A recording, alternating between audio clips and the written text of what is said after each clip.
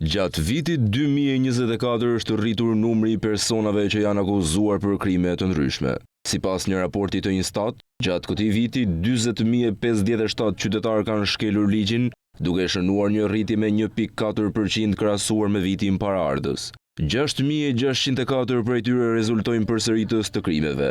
93.7% e tyre janë meshkuj, ndërsa grup mosha me më shumë krime është ajo nga 30 deri në 44 vjeç. Në vitin 2024 janë evidentuar gjithsej 32.653 vepra penale, 3.5% më pak krahasuar me vitin 2023.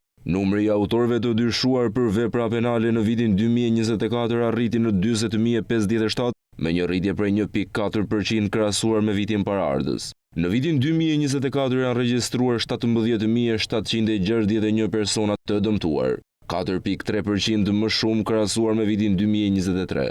Numri i procedimeve penale të regjistruar në vitin 2024 është 24.912, me një rritje prej 3.4%. Në vitin 2024 janë regjistruar 13.167 persona të pandehur, 5.7% më pak krahasuar me një vit më parë. Sipas të dhënave nga Instat, numri të burgosurve në institucionet e ekzekutimit të vendimeve penale është 4.491, 13.1% më pak krahasuar me vitin 2023.